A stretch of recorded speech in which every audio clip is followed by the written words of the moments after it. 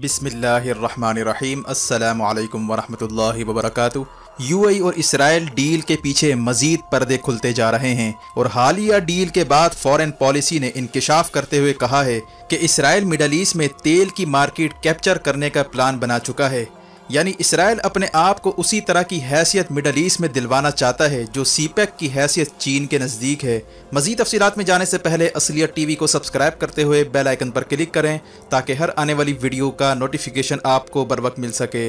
नाज़रीन कराम, foreign policy magazine के मुताबिक यहूदी रियासत खित्ते के तेल और गैस के बिजनेस पर अपना कंट्रोल हासिल करके मिडल ईस्ट में अपने पंजे गाड़ने जा रही है। रिपोर्ट के मुताबिक यूएई और इसराइल की डील से सबसे ज्यादा फायदा इसराइल में मौजूद पाइपलाइन के बिजनेस को होने जा रहा है, जिसे ईलात एशकेलोन पाइपलाइन कहा जाता है। ये पाइपलाइन गल्फ ऑफ अकबा में मौजूद इसराइल की बंदरगाह ईलात से शुरू होती है और मेडिटेरियन सी में वाक़े इसराइली बंदरगाह एशकेलोन तक जाती है। इस पाइपलाइन को ईरान और इसराइल ने ज्वाइंट वेंचर के तहत बनाया था, जिसका मकसद ईरानी तेल को इन पाइपलाइनों के जरिए यूरोप तक सप्लाई को यकीनी बनाना था। लेकिन रज़ा शाह पहलवी की हुकूमत के खात्मे के साथ ही इसको बंद कर दिया गया था, जिसके बाद इसराइल इस पाइपलाइन के जरिए तेल की सप्लाई का खुफिया ऑपरेशन चलाता रहा।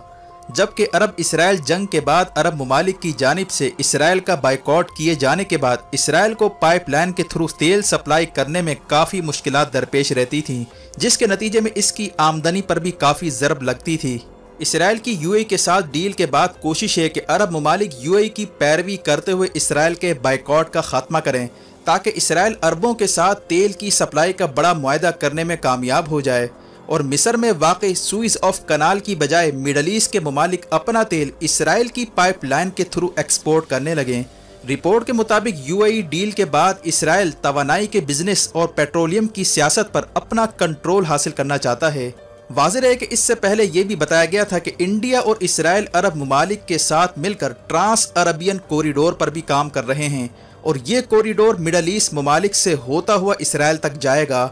जबकि इसराइल अपने आप को ट्रांजिशनल कॉरिडोर यानी सीपेक के मुमासिल दर्जा दिलवाने के लिए भी कोशिश कर रहा है ताकि मिडल ईस्ट के ममालिक अपना तेल सप्लाई करने के लिए इसराइली बंदरगाहें यूज़ करें। ये सब तभी हो पाएगा जब तमाम के तमाम अरब ममालिक इसराइल को तस्लीम करें। जबकि ये बात वाज़ेह है कि इस वक्त दुनिया भर के तेल की ज़्यादातर सप्लाई मिस्र में वाक़ सुइस कनाल के थ्रू होती है। सुइस कनाल पर मिस्र का इस वक्त कंट्रोल है। 1956 में मिस्री सदर जमाल अब्दुल नासिर ने सुइस कनाल बंद कर दी थी, जिसकी वजह से फ्रांस, बरतानिया और इसराइल ने मिस्र पर हमला कर दिया था, जो बाद में आगे चलकर अरब इसराइल जंग की वजह बना। जिसके बाद इसराइल ने सुइस कनाल के मुकाबले में पाइपलाइन प्रोजेक्ट पर काम शुरू किया, जो इसराइली बंदरगाह ईलात को एशकेलोन पोर्ट से जोड़ती है। इसको यूरोपीय ममालिक की भरपूर सपोर्ट हासिल थी और ये इस बात की गारंटी थी कि अगर मिस्र बिलफर सुइस कनाल दोबारा बंद करता है तो इसराइल वाला रूट इसके बदले इस्तेमाल किया जा सकेगा। इसराइली कंपनी जिसका नाम ईलात एशकेलोन पाइपलाइन कंपनी है, जिसे EAPC भी कहा जाता है,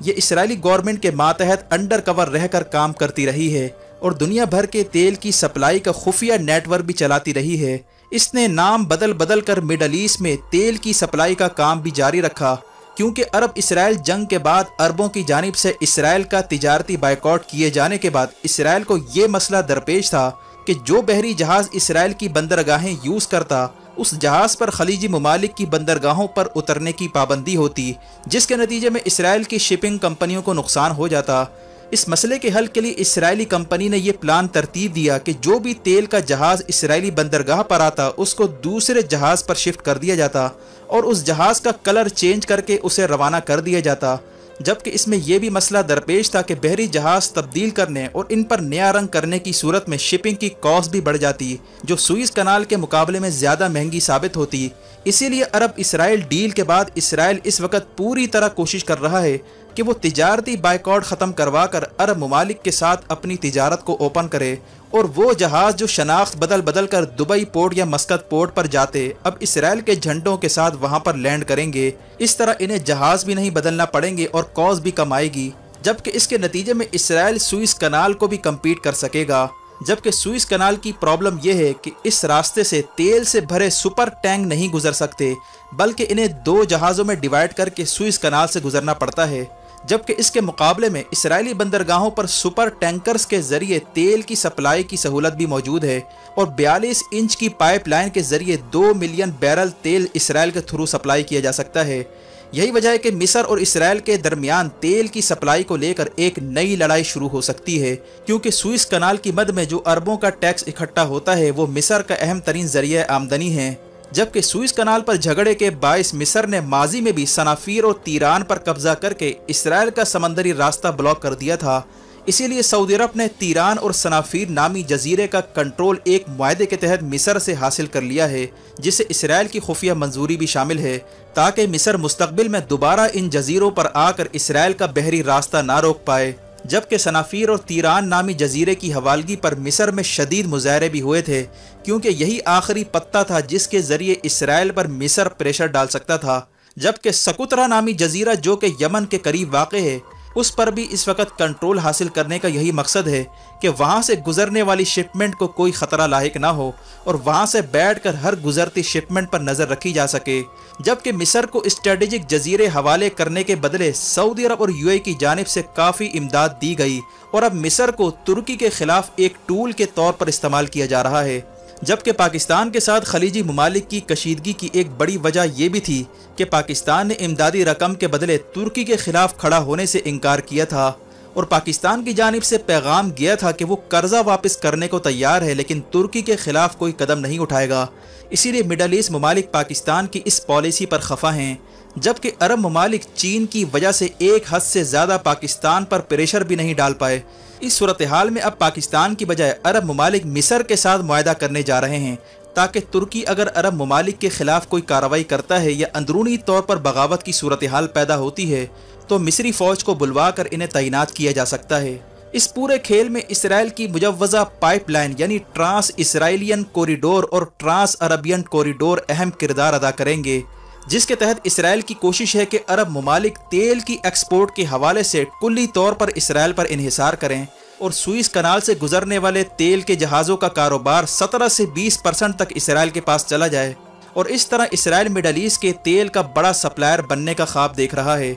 इस वक्त दुनिया भर में बंदरगाहों और तिजारती बहरी रास्तों पर आलमी ताकतों के दरमियान रस्साकशी शुरू हो चुकी है। साउथ चाइना में चीन का रास्ता बंद किए जाने के बाद सीपेक को ऑपरेशनल करने की तैयारियां हो रही हैं। ऐसे में सीपेक की सिक्योरिटी और बंदरगाहों की सिक्योरिटी पर चीन और पाकिस्तान के दरमियान अहम हिकमत अमली तय होने जा रही है, जिसमें चीनी सदर का दौरा पाकिस्तान भी मुतवक्के है। जबकि लद्दाख में पैदा होने वाली कशीदगी के बाद भारतीय वजीर दिफा राजनाथ सिंह ने मास्को में चीनी वजीर दिफा से भी मुलाकात की है, जिसमें इंडिया की कोशिश रही है कि चीन की जानिब से मुतवक्के जवाबी कार्रवाई को किसी तरह रूस की मदद से रुकवाया जाए। अगर लड़ाई में तेजी आती है तो रूस को भी इंडिया और चीन में से किसी एक का इंतखाब करना होगा और आखिरकार रूस को चीन की जानिब जाना पड़ सकता है। जबकि हालिया इतलात के मुताबिक चीन ने अरुणाचल प्रदेश की जानिब मूव करना शुरू कर दिया है। इस हवाले से चीन जो अरब ममालिक के तेल का सबसे बड़ा खरीदार है, उसने अब आने वाले दिनों में मिडल ईस्ट में भी अहम पत्ते खेलने हैं, जिसमें पाकिस्तान का भी अहम रोल होगा,